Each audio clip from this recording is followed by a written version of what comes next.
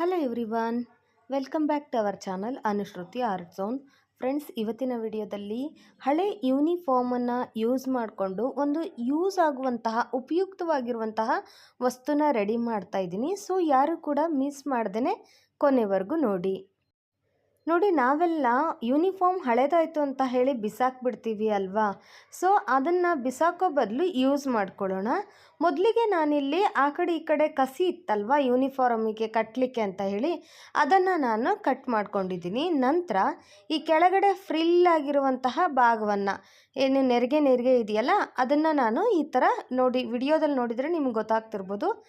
ಈಗ ಈ ರೀತಿ ಕಟ್ ಮಾಡ್ಕೊಂಡಿದ್ದೀನಿ. ಇಷ್ಟು ಕಟ್ ಮಾಡ್ಕೊಂಡ ನಂತರ ಅಕ್ಕಿ ಚೀಲವನ್ನು ಕೂಡ ತೊಗೊಂಡಿದ್ದೀನಿ. ಅಕ್ಕಿ ಚೀಲನ ಅರ್ಧ ಭಾಗದಲ್ಲಿ ನಾನೀಗ ಈ ರೀತಿ ಕಟ್ ಮಾಡ್ಕೊಂಡಿದ್ದೀನಿ. ಅಕ್ಕಿ ಚೀಲವನ್ನು ಯಾವ್ಯಾವ ರೀತಿ ಯೂಸ್ ಮಾಡ್ಕೋಬೇಕು ಅಂತ ನಮ್ಮ ಚಾನಲ್ನಲ್ಲಿ ಈಗ ಆಲ್ರೆಡಿ ತುಂಬಾ ವಿಡಿಯೋಸ್ ಮಾಡಿದ್ದೀವಿ. ಯಾರು ನೋಡಿಲ್ವೋ ನಮ್ಮ ಚಾನಲ್ನ ಪ್ಲೇಲಿಸ್ಟಲ್ಲಿ ಒಮ್ಮೆ ಚೆಕ್ ಮಾಡಿ.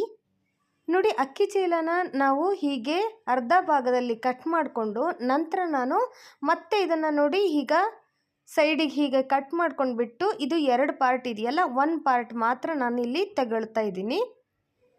ಈ ರೀತಿ ಅಕ್ಕಿ ಚೀಲವನ್ನು 1 ಪಾರ್ಟ್ ನಾವೀಗ ಹೀಗೆ ಕಟ್ ಮಾಡಿಕೊಂಡು ನಂತರ ನಾವೇನು ರೆಡಿ ಮಾಡಿ ಇಟ್ಕೊಂಡಿದ್ವಲ್ಲ, ಕಟ್ ಮಾಡಿ ಇಟ್ಕೊಂಡಿದ್ವಲ್ಲ ಯೂನಿಫಾರ್ಮನ್ನ, ಅದನ್ನು ನಾನು ಇದ್ರ ಮೇಲೆ ಸ್ಟಿಚ್ ಮಾಡ್ಕೊಂಡು ಬಂದು ನಿಮಗೆ ತೋರಿಸ್ತೀನಿ. ಎಕ್ಸ್ಟ್ರಾ ಇರೋದನ್ನು ಕಟ್ ಮಾಡಿಬಿಟ್ಟು ನೀಟಾಗಿ ಇದೇನು ಅಕ್ಕಿ ಚೀಲ ಇದೆಯಲ್ಲ ಸೇಮ್ ಅದೇ ಶೇಪಲ್ಲೇ ನೀವು ಯೂನಿಫಾರ್ಮನ್ನು ಕಟ್ ಮಾಡಿಬಿಟ್ಟು ಹೊಲಿಗೆ ಹಾಕ್ಕೊಂಬರ್ಬೇಕು. ಈಗ ಆಲ್ರೆಡಿ ನಾನು ಇದನ್ನು ಹೊಲಿಗೆ ಹಾಕ್ಕೊಂಡು ಬಂದಿದ್ದೀನಿ.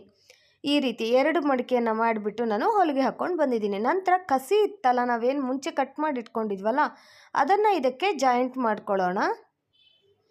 ಈ ರೀತಿ ಕಸಿನ ನಾನು ಮೇಲ್ಗಡೆ 2 ಆಗಿ ಹೀಗೆ ಜಾಯಿಂಟ್ ಮಾಡಿಕೊಡ್ತೀನಿ, ಸ್ಟಿಚ್ ಮಾಡ್ಕೊಂಡು ಬರ್ತೀನಿ. ಹಾಗೆಯೇ ಅದಕ್ಕೂ ಮುಂಚೆ ಈ ರೀತಿ ಮೇಲ್ಗಡೆ ಯೂನಿಫಾರ್ಮ್ನ ಮೇಲ್ಗಡೆ ಭಾಗನ ನಾವು ತೆಗೆದಿಟ್ಕೊಂಡಿದ್ವಲ್ಲ ಅದನ್ನು ಕೂಡ ನಾವೀಗ ವಿಡಿಯೋದಲ್ಲಿ ತೋರಿಸಿರುವಂತೆ ನೀವು ಕಟ್ ಮಾಡ್ಕೋಬೇಕು. ಇಲ್ಲಿ ನಾನು ಕೆಳಗಡೆ ರೆಡ್ ಕಲರಿನ ನನಗೆ ರೆಕ್ಟ್ಯಾಂಗಲ್ ಶೇಪಲ್ಲಿ ಬಟ್ಟೆ ಬೇಕು. ಸೊ ಹಾಗಾಗಿ ನಾನು ಇದ್ರ ಒಳಗಿನ ಬಟ್ಟೆನ ನಾನೀಗ ಕಟ್ ಮಾಡ್ಕೊಳ್ತೀನಿ.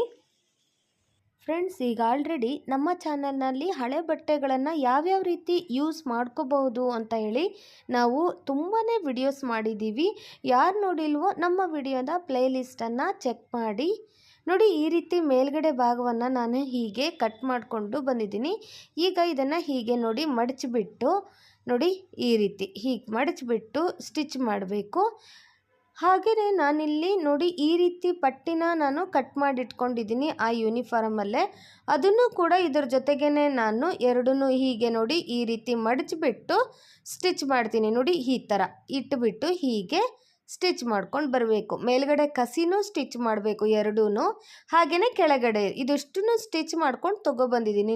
ಇವಾಗ ನಾನು ಈ ರೀತಿ ನೀವು ಮಾಡಿಟ್ಕೊಂಡ್ರೆ ತುಂಬಾ ಉಪಯೋಗಕ್ಕೆ ಬರುತ್ತೆ. ಏನಪ್ಪ ಇದು ಎದಕ್ಕೆ ಉಪಯೋಗಕ್ಕೆ ಬರುತ್ತೆ ಅಂತೀರಾ? ಈ ರೀತಿ ನಮ್ಮ ಮೇಕಪ್ಪಿನ ಸಾಮಾನುಗಳನ್ನು ಇಟ್ಕೋಬಹುದು, ಲಿಪ್ಸ್ಟಿಕ್ಗಳನ್ನು ಇಟ್ಕೋಬಹುದು, ಐಲೈನರ್ಗಳನ್ನು ಇಟ್ಕೋಬಹುದು, ನೇಲ್ ಪಾಲಿಷ್ಗಳನ್ನು ಅಥವಾ ಸ್ಟಿಕ್ಕರ್ ಪ್ಯಾಕೆಟ್ಗಳನ್ನು ಇಟ್ಕೋಬಹುದು. ನಂತರ ಮೇಲ್ಗಡೆ ಭಾಗದಲ್ಲಿ ಈ ರೀತಿ ನೀವು ನಿಮ್ಮ ಹೇರ್ ಕ್ಲಿಪ್ಗಳನ್ನು ಈ ರೀತಿ ಟಿಕ್ ಕ್ಲಿಪ್ ಇರುತ್ತಲ್ಲ, ಎಲ್ಲಿ ಬೇಕಾದರೂ ಇಟ್ಬಿಟ್ರೆ ನಮಗೆ ಸಿಗೋದಿಲ್ಲ. ಸೊ ಹಾಗಾಗಿ ನೀವು ಈ ರೀತಿ ಮಾಡಿಕೊಂಡ್ರೆ ಒಂದೇ ಹತ್ರ ನಾವು ಎಲ್ಲ ಕ್ಲಿಪ್ಗಳನ್ನು ಹಾಗೆಯೇ ಬ್ಯಾಂಡ್ಗಳನ್ನು ಈ ರೀತಿ ಹೇರ್ ಬ್ಯಾಂಡ್ಗಳನ್ನು ಎಲ್ಲವನ್ನೂ ಕೂಡ ಒಂದೇ ಕಡೆನೇ ನಾವು ಇಟ್ಕೋಬಹುದು. ತುಂಬಾ ಚೆನ್ನಾಗಿದೆ ಈ ಐಡಿಯಾ. ನೀವು ಕೂಡ ಒಮ್ಮೆ ಟ್ರೈ ಮಾಡಿ ನೋಡಿ. ಮನೆಯಲ್ಲಿರೋ ವಸ್ತುಗಳಿಂದ ನಾವು ಏನೇನೆಲ್ಲ ಮಾಡಬಹುದು ಅಂತ ಹೇಳಿ ತಿಳ್ಕೊಂಡ್ರಿ ಅಲ್ವಾ.